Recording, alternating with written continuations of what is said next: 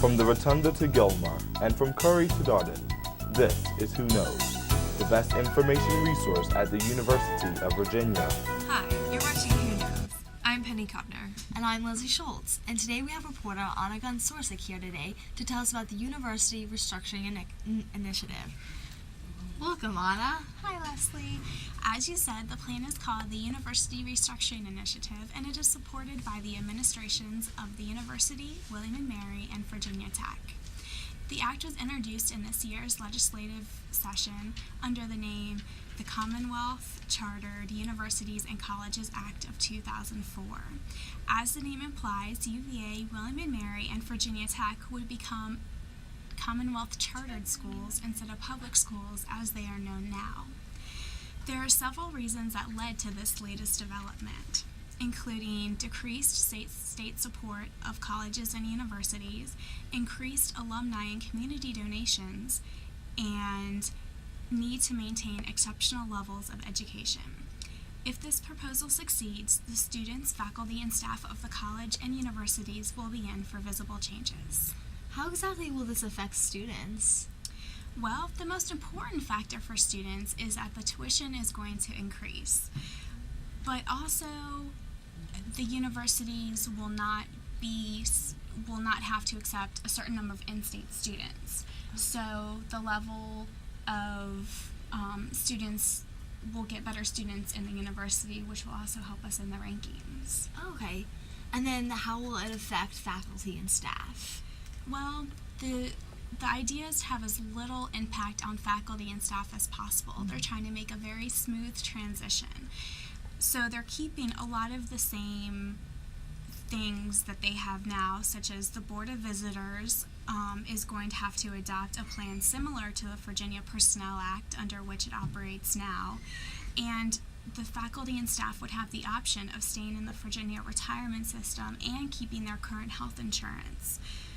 The college and universities would also have the power to raise compensation and benefits without the Commonwealth's permission, which is a good thing. Okay, so what are some opinions then around grounds about this? Well, we talked to a number of students, and they seem to have different opinions. Some students obviously think that it's going to be good because of the good students that we'll be getting, and we'll also have increased support, which will help programs like CIOs and stuff. The faculty and staff seem to have reservations about switching from their current state status as employees for the state and being employees of the school, so they're a little bit concerned about that. But I think that if the universities keep things the same, or keep things pretty much the same, then it'll make a smooth transition. Okay, and any other benefits then about this plan? Well, as we each make our own decisions about whether this is a positive or negative step for the three institutions involved, we should remember that although the tuition will increase, the extra amount being paid by students will go directly into programs that we all benefit from. And our professors will be getting paid better so that they're not lured away to other universities, which in turn will make our school better and more competitive in the rankings. So how does this affect then UVA in the long run? Well, the institutions are making sure that people know that we're not going to become a private school. It's just going to be Commonwealth chartered, so the state will still be involved in some things. Also, other institutions of higher education in Virginia would benefit from this because of the extra money that UVA, William & Mary, and Virginia Tech will not be receiving. This is a huge step to making the college and universities autonomous by giving them greater authority over all decisions. Unfortunately for the General Assembly, it just shows how poorly funded they have let the colleges and universities in Virginia become. UVA, William & Mary, and Virginia Tech have taken a huge step in bringing the problem to the public's attention, including those who don't know just how underfunded the colleges and universities in Virginia are. Hopefully, legislators will be able to work out a plan that will serve colleges, universities, and the next generation well. Legislators are being quiet about the proposal as of now, but I am sure in the coming months we will hear more about it. And of course, who knows, we'll keep you informed of any updates. Well, thank you so much for that, Anna. Thank you. Thank you, Anna. That's very interesting. Recently, I attended the 3rd Annual Martial Arts Expo held at the Newcomb Ballroom. Representatives from 8 different university groups attended. This was a great way for students not only to distinguish between the various genres, but also to learn about the martial arts lifestyle. The thing that I really benefited from Aikido is learning how to fall. And so often in our society, our culture, we don't learn how to get up and down off the floor. We don't learn how to protect ourselves when we fall. And so that has been a great benefit to me, both in my work as a NIA teacher, instructor, and also in my work in everyday life, walking around as a human being. It is unique in that it's truly a martial art of nonviolence. Somebody comes at you, you connect with them, you blend with their attack, and redirect it in a way that neither you nor the other person is getting harmed. I saw a 4-year-old training with a 72-year-old, and both of them were enjoying it, getting something out of it, and both of them were learning.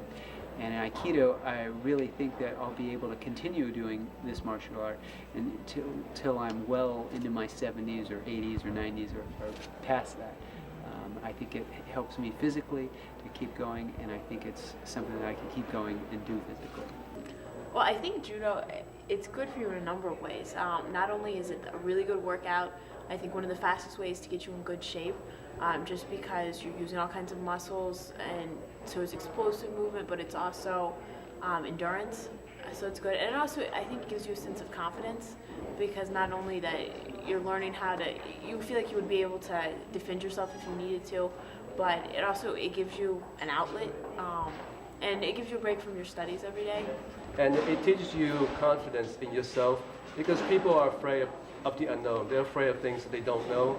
And once you go there, you're on your back, it doesn't get any worse than this. You learn to deal with the situation, and you learn more about yourself, accept yourself for who you are, and accept life and the jiu-jitsu way of life. Most people, like when they end up on the ground, they automatically start panicking, and that's because you don't know how to deal with those sorts of things. And once you learn to overcome that, you start to be able to focus. Even when you're in a bad situation, you can focus, keep yourself from panicking, maintain your focus, and get things done. It's really meant for people who are small, people who don't have a whole lot of strength, and it emphasizes, as I always say, it emphasizes technique over strength, and that's what's so good about it. It's real and it's technique, and anyone can do it. It's not something that I do for a few hours a week and go home and forget about it. It's a lifestyle. It's something that I've embraced in my life. We are not here only to do a sport. We are here to learn to defend ourselves in a real life threatening situation. Sometimes I can lose, sometimes I can win, but the true warrior is one who are ready to overcome all challenges. Well, Penny, that certainly was a very unique opportunity you had to research the Martial Arts Expo. Yeah, it really was a great experience. I was really impressed by the abilities that they displayed at this expo, and it really made me more inclined to participate in a martial art myself. Well, it's definitely not a sport that no one knows that much about, so it's great you had the opportunity to research that. And actually, right now we have Adam Van Dusen to talk to us more about sports at UVA. Yeah, speaking of martial arts, some of the lesser-known varsity sports at UVA they don't hear about too much. The men's and women's swimming teams, they've been doing very well, both in the top 20 in the country, men within the top 10. They're usually national powers. Hopefully they'll be bringing some trophies back from the national championships this year. Also, the wrestling team's been doing very well. One of their wrestlers is #1 in the country in his weight class. Yeah, so they've been doing really well too. The indoor track teams, both the men's and the women's, had some individuals posting very good times and bringing back a lot of awards. So it's been a really good time in UVA sports. What about other sports like basketball? How's our team doing? Well, the men's and women's teams have both had interesting seasons. The men's team started out really well with a few non-conference wins, have come into some tough times here in the ACC schedule, but hopefully they have a chance to come back and try to make the NCAA tournament, or at least the NIT. They're saying that the ACC may be the best basketball conference in history this year, so 6 or 7 teams might just get in. So a few more wins, we might be in. The women, on the other hand, they've been really back and forth all season. If they can piece a few wins together now, they might finish top half of the ACC and hopefully get in the NCAA tournament. They have a streak going now, about 20 years in a row.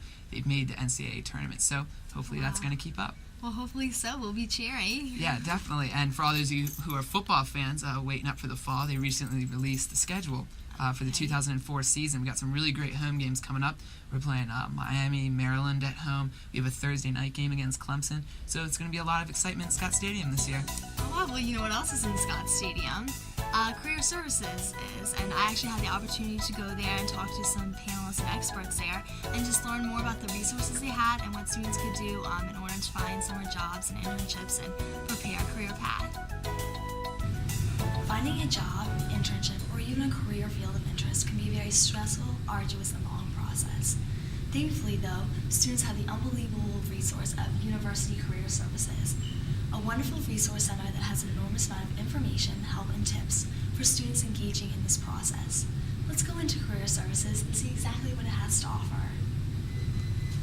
When you come in, we can certainly point you in the right direction, whether it's to sign up for walk-ins, to make an appointment, to go through the library, any handouts, basically any of the resources we have here in the office, we can certainly point you in the right direction and get you started.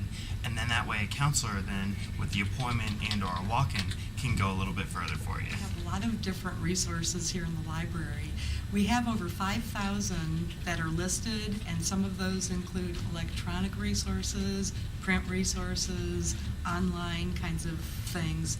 But the books that you see behind me never grow out of style, even though we have computers and online resources that we can use. We have a section of the library that is self-assessment, kind of getting to know yourself, what you value, what you like, what you are good at, the kinds of skills that you have.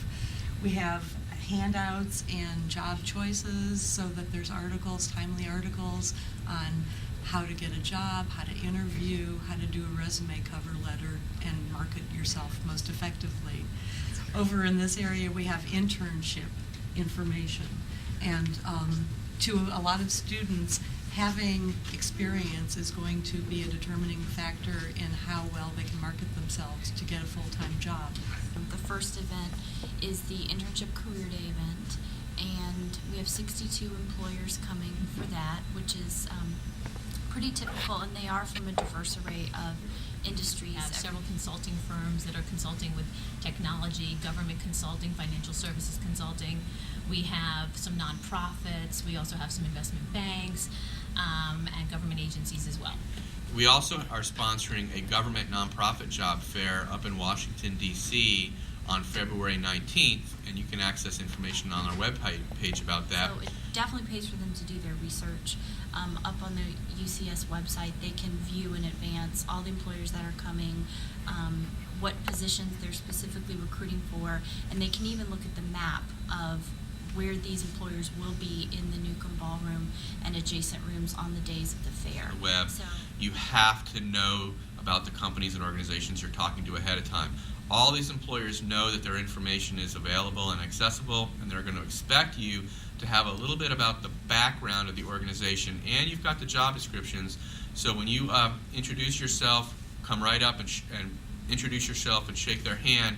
You can start right in with some selling points about some solid skills and accomplishments you've got, so that you can really begin to make an impression from the get-go. Something else that you might want to think about is getting yourself a 30-second personal commercial together so that you have something structured to speak from. And in our office, we have a career guide that has a sample personal commercial for students to use, so feel free to stop by here. We have lots of books in writing resumes, interviews, cover letters, and you can kind of see behind me that we have these tables that students can come in, work independently, or they can meet with a counselor for a 15-minute walk-in interview. I'm doing my resume because I'm trying to find internships, so I'm trying to do my resume and print it out. Because they have lots of information here, some banners from the company that I want to work with, and there's people who help me here about the programs, where to know what to do. Some of these employers at the career fairs and at Resume Marathon may mention to you that you can drop a resume with them through a system called Who'sTrack. And Who'sTrack is our online database of employers and students, and it's a place where you can store your resume and continue to submit your resume to employers who are coming on grounds to recruit students, or who have posted a job. So for more information about how to do that, please contact our office and we will help you set up a profile for yourself to get you on the system so you can start submitting resumes. And one thing to keep in mind about these events is students, first years, second years, third years, and fourth years can attend all events. We're not inclusive or exclusive of anybody here at UVA. And it's a great opportunity to test out some careers that you may not know about. And it's also a great way to find out if there's any internships or full-time jobs available at multiple organizations. Even if you're undecided at this point, maybe you've just decided what your major is going to be, it might be a good way for you just to get an idea of what careers are out there and open your mind up to some possibilities that perhaps you haven't explored before. Keep a lookout for that next semester before Career Week begins in the fall. Wow, it really sounds as if Career Services has a huge amount of resources for students. They certainly do, and they also have the Jeff Ekstrom program, they have ACE Interview Workshop, and they have 2 seminars coming up in the spring. One's called Off-Ground Searches in a Tight Job Market, and the other one is Still No Job, Last-Ditch Tactics and Tools for All 4th Years. Wow, that's really great. Thank you so much, Leslie. Oh, sure.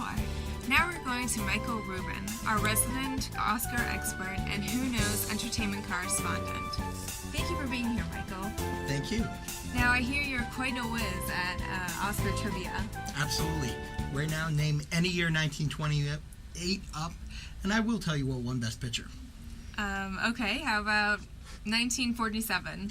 1947, that year went to Gentleman's Agreement by director Elie Kazan, who just passed away last year, and starring Gregory Peck, who also just passed away last year, so they both lived very long lives. Wow, that's really impressive. We did not prep that.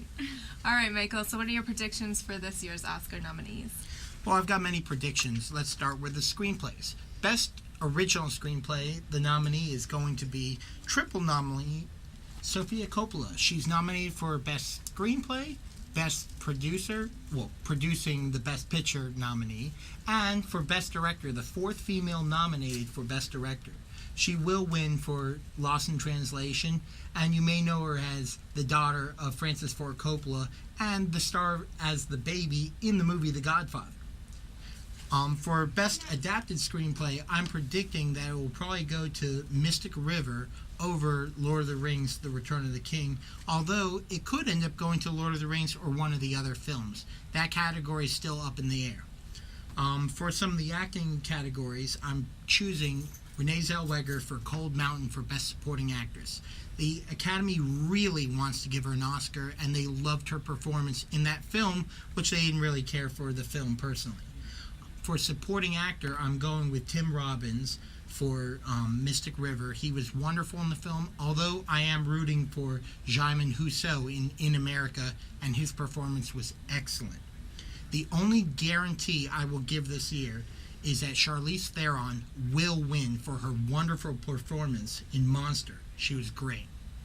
The other category that's really up in the air, Best Actor, I'm predicting Bill Murray will also win for Lost in Translation over Sean Penn for Mystic River, although either could win, and expect me to be rooting for Johnny Depp from Pirates of the Caribbean. For Best Director, Peter Jackson from Lord of the Rings, and I predict Lord of the Rings will win Best Picture this year. It's the favorite this year, and people really do believe that none of the other films can compete with it this time. Wow, that would be wonderful. Well, thank you so much for those predictions. We'll have to just wait and watch the Oscars and see how correct Michael is. Thank you. Well, stay tuned to our next episode because who knows what will happen next. Stay tuned for an interview with the stars of Lorraine Hansberry's Les Blancs, a Who Knows special feature.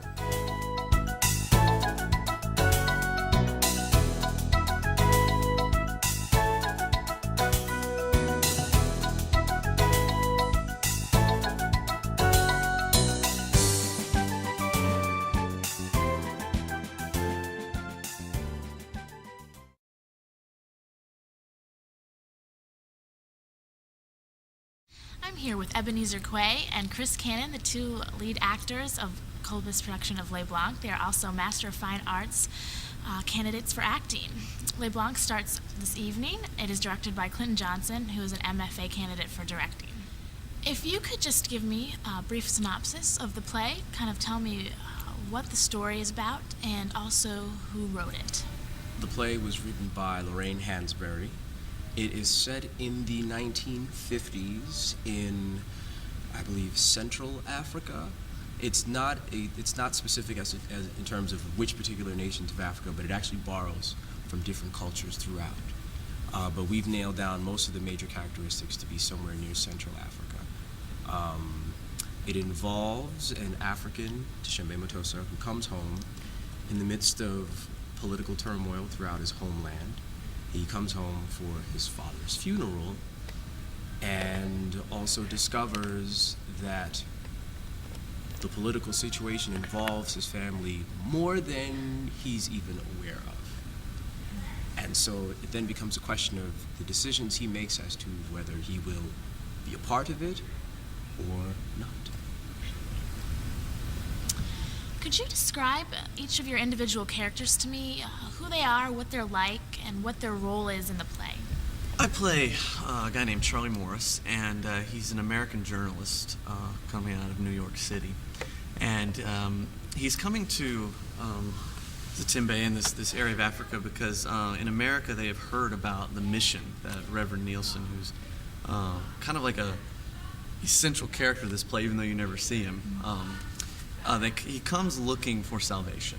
He's a guy who's kind of disillusioned with his life and the times he lives in, especially with the racial tension in America. And so he comes here to the mission to try to see if he can find something that will enlighten him, something that has more meaning than what is in his own country. Because he's always heard that this is the place that they're really doing some work and that white and black are together and seeing eye to eye. But when he gets here, he finds out that's not exactly the case, that it's like everywhere else. And he finds that, is there really any idealistic situation? Can black and white really come together and exist together? Not just exist, but actually be friends and have relationships with each other. And I think he really, really wants that. And he comes and finds that it's not here. And so he desperately tries to fight to make it be here when it's not. And that's why he needs a lot from Dishembe's character, because he sees Dishembe, who has kind of traveled the world a little bit, even though he's from this village. So he has both perspectives, and so he always wants to talk to Dishembe and be his friend because he needs his friendship to prove that it can be done, that it can happen. And I think what he finds is that it's harder than he thought, and that it's not as easily accessed as he thought it would be. Dishembe Matosa is an African intellectual who has left home, and as you mentioned earlier, he has traveled throughout America and through Europe, and he leaves home at a very critical point in time in terms of when the political atmosphere that we start to take into effect develops. And right at that critical juncture, try not to give it all away, he leaves, and then he travels throughout the world. He establishes he establishes his own family, and really becomes more of a wanderer. And he's traveled to all of these places, and yet he finds himself coming back home. And the toughest part for him is now trying to figure out where exactly home is, because he's established a family in one area. He has loyalties, and this is where he has his loyalties. And then he also comes home where he has his own family, his father, his brothers, and his own culture. And so it then becomes a question of where exactly is home? How do you identify it? How do you define it? You know, what factors do you use to try to pin down where exactly he feels he belongs? And so that's what he's searching for throughout, from the minute he steps into his homeland. It's just a fighting, nagging question, and he thinks he knows the answer. And he would really like for the answer to be one thing, and he finds out it may be that thing or it may not be that thing. And so it's just a journey in terms of defining where that is, and Charlie really helps to kind of cement not only where that is, but why it is the way it is for him. You've talked a lot about the elements of race and religion and politics. They seem to be very focal and key to the play. If you could just talk about how they manifest themselves throughout the production. Well, I guess in the play, they manifest themselves with a lot of conversations about the issue, especially between Dishembe and Charlie, are always talking about how do the whites see the blacks, how do the blacks see the whites, and does it ever match? And a lot of times it doesn't. Usually in our conversations in the play, we're at odds with not the way we feel about each other necessarily, but the way we feel about the issue and about being white and being black and how each one sees the other. And so the conversations usually kind of show that we're not on the same page, even though we're trying to be on the same page. Or at least, Charlie's desperately trying to be on the same page because he needs that from Dishembe, but we're not. And that becomes very clear right away from our first conversation on. You also have other characters in the play that show kind of the relationship of very similar to America in the 60s and the Civil War, of the white dominance and the black being kind of pushed down, and the black needing to rise up and to kind of free themselves from that. And so you see both sides and both doing that, like the black resistance and then the white militia who are trying to suppress them.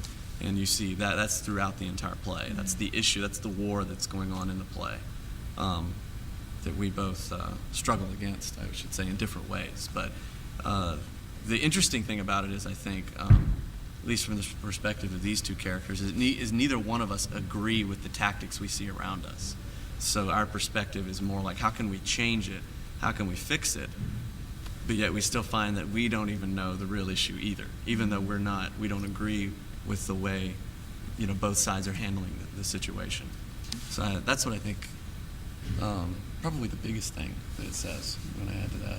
Yeah, I think also in terms of the viewpoints of whites and blacks in this particular environment, I think stereotyping is so prevalent, because it's through these stereotypes that everybody has formulated their views, and that's really where the friction between the characters is in trying to view these people who are individuals, but there are stereotypes that have been ingrained through political, through society, through media, that have been ingrained, and now trying to fight your way through to see who this person is.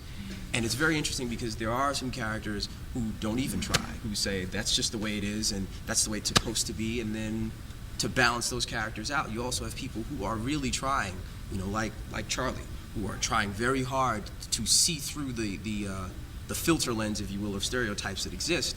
And they run into people at different times who help that process and people who hurt that process. And it becomes just a struggle. It's such a sensory struggle in trying to figure out how can we make this work. And then there are people who don't want to make it work at all, who say scrap the whole project, let's do it our own way. So we get a really nice panorama of points of view in terms of race relations, and it's fascinating to me because I believe a good deal of it still exists today, which is why I was so pleased when Clinton decided to do this, because I thought these issues are very prevalent. I think the great thing about the play, I think, is that it not only does it show all these things we just said, but it shows that in order for us to get rid of racial tension altogether, it's going to take quite a lot of effort and quite a lot of openness, on all sides of the spectrum. And I think that's what's the beauty of this play, is that it really shows that. Unlike a lot of the other plays maybe that deal with this issue, this one really kind of shows just how great a need there is for us to put away our own perspectives and just try to take on another one in order to get to the middle ground. And that's the beauty of this piece. And I think Hansberry, as being her last play, really scored one in making that her final message, in her art. So it's definitely there in this play. The two distinctly different perspectives of this environment. There's one half of the stage, which is the hut, where a lot of the interaction in terms of the main characters who are African takes place. And then there's the mission, which is where a lot of the interaction between the white characters take place. And what's fascinating to see is throughout the journeys passing from the hut to the mission, from the mission to the hut, and all the interactions which happen in between, really helped to show this the struggle that there is to try to bridge the worlds, and how it succeeds at times, it doesn't succeed at others, and it just becomes so frustrating for these characters who are really trying. And yeah, in terms of this set, I really enjoy the fact that you have those two distinct divisions, but they're connected. You know, they're there, and you can see, there's no way you can see one without seeing the other, which I think is at the core of what it's about. And the fact that it's sparse, I think, adds to the fact that it's a play about all the facades coming down, whether people want them to or not. You know, because a lot of characters in the play don't want the facades to come down, others do, but they do anyway. And so the fact that the one building on the set has no walls is really interesting, because it's the mission, and it represents everything that's actually wrong with what is going on in this country. And yet the West sees it as everything that is right. And so when, like my character comes here, to have it be nothing but just a platform, I think really shows that the play is about dropping masks and about finding what is really going on, and how do both sides really feel about each other, and what are the issues. So the openness of it definitely adds to that, and gives it that kind of feel, which I enjoy. It works. So when the rehearsals start, how often were they, and how long did you rehearse for? When did the rehearsal process begin? We had a read-through the week after Thanksgiving, was it? Right before we left for Christmas break. Right before we left for Christmas break, which was in December, I believe. And that was our first read-through. We got together as a cast, and then we had the break to go through, do our own sort of preliminary character work, so we could bring something to the table when we got there, memorize our lines, and we came back and got right to it. 6 days a week, 7 to 11 o'clock, depending on what scenes your character was involved in. But yeah, generally 6 days a week. Extensive character work. Clinton spent a lot of time doing some one-on-one work with characters as well. So we would have, you might come in at 7 o'clock, and you might have to wait till 8 or 8:30, but from 8:30 to 9, he made sure that everybody had a specific block of time to focus solely on that character.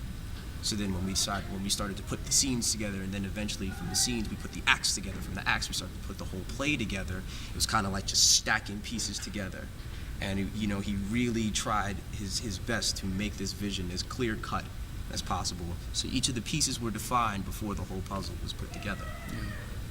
I think he did a gorgeous job of always staying after each one of us and the characters, and like, what does each character want, and why do they feel the way that they feel, because that's so varied in this play. You've got so many different perspectives, and so he was always on top of, what do you want right now? Why are you here in this moment? Why are you saying this? What are you doing?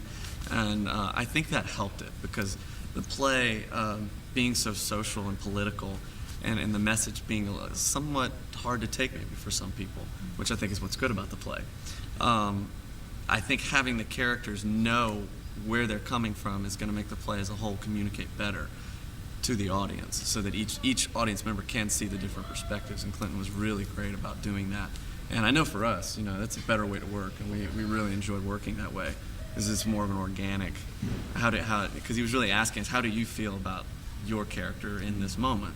And we got to answer that instead of it being given to us and saying, here's what I need you to do. It was like, what is it you want to do? And then we would say it, and then he might add his opinion, and then it would got to go from there. Yeah. So it's much. That is, in my opinion, that's the best way to have a rehearsal process for anything, whether you're doing theater or film. It's more organic, and it makes sense, and that way the actor and the director are both involved.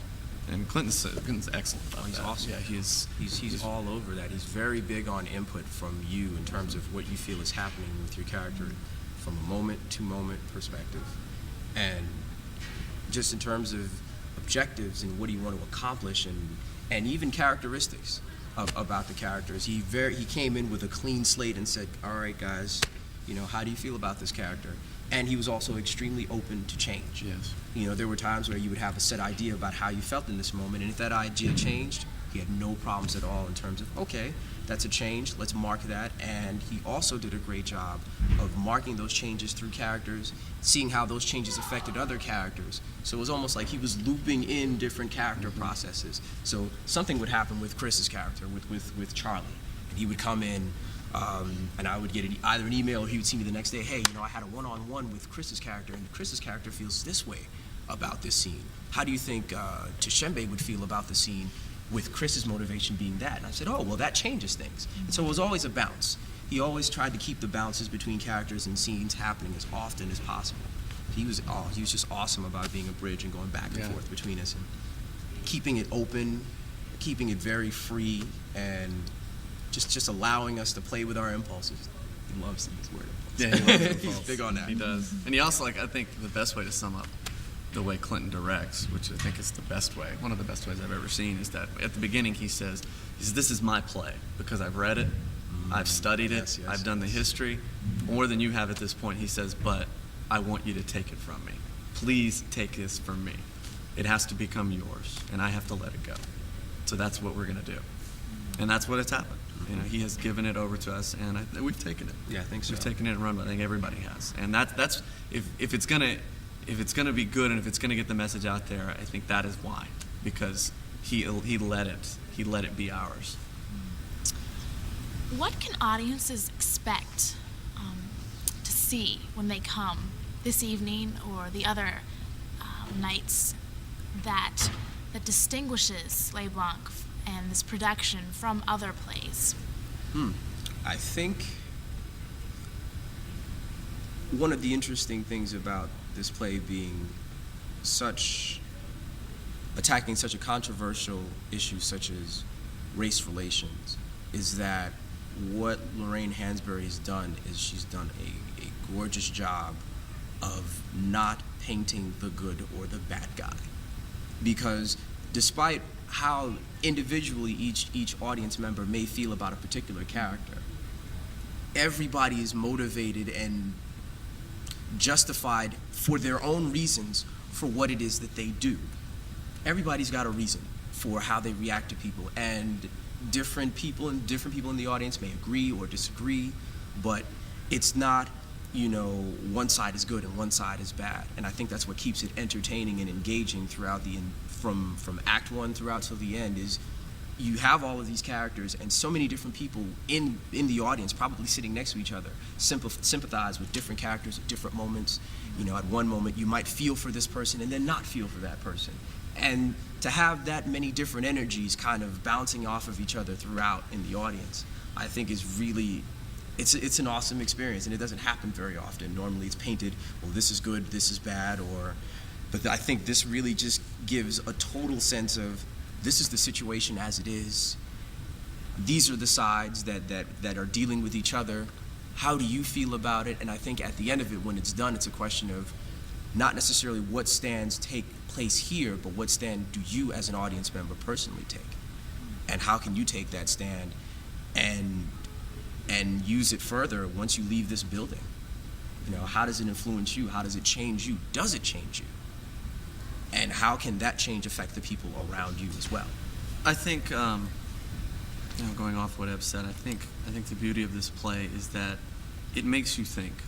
It is a play that kind of thrusts this issue, right in front of you and makes you look at it without supplying an answer. It doesn't give an answer to the problem, because I think maybe Hansberry was saying, I'm not sure there is an answer. If there is, I think she was saying, I don't know what it is. I just know we have to think. We can't stop working toward an answer. We can't stop thinking about it. We can't just let it go. I think what's also interesting about this play is that it was written in 1950. Well, it was written in the 1960s, about the 50s, and she died writing it, and it was first produced in 1970. And this is 2004, and I would have swore to you the play was written this year. And at the same time, that's sad, because how far have we come? We've come through the 60s with the civil rights movement, but if you look at the 60s, we killed all our leaders. We killed everybody who was trying to stand up to say, we've got to think about this. People who were trying to push it in our face and say, whether it's right or wrong, your perspective, my perspective, doesn't matter. We have to look at it. We have to deal with it. and we're still at that same place. Yes, things have changed, and they're, and we have made great strides, but the fact that this play is still relevant says a lot. And I think for that reason, it should be done, because there's still things that haven't been solved. There's still things that are out there that this play, written some 40 odd years ago, is still speaking to right now. And I think that's, if an audience can come and be open-minded, I think they'll see that, I think what she's really trying to say is that if it's going to be solved, it's got to be by individual. Individual to individual has got to make the decision of how they feel, like Eb said, how they feel about the racial issue and what they are willing to do about it as an individual. And if that happens, I think what she's trying to tell us and what the play is trying to tell us, that's when it'll change. That's when we'll start to see some of the things that the civil rights was about, that our leaders in the civil rights were trying to fight for, and did fight for, died fighting for it. And I think that is what this play carries on, that message. It's a great heritage. It's a legacy for this country. I think that we've had those leaders and we've had those spokespersons that have said stuff that we needed to hear, and now it's kind of immortalized now in this play. And I think that is why it needs to be done, and that is why audiences need to see it. And it should be done much more often. Oh yes, not done enough. Yeah, because this issue is not dealt with enough, which is the point. Mm-hmm. Thank you so much, Chris and Ebenezer. I wish you all the best. Tonight, Les Blanc opens. It's February the 19th. It starts at 8 p.m. The doors open at 7:30. The performances will also be tomorrow, the 20th, and Saturday, the 21st. And they'll pick back up again next Wednesday, the 25th, through Saturday, the 28th. The show starts at 8 p.m. The doors open at 7:30. Tickets are $12 for adults, $10 for seniors, and $7 for students. You can also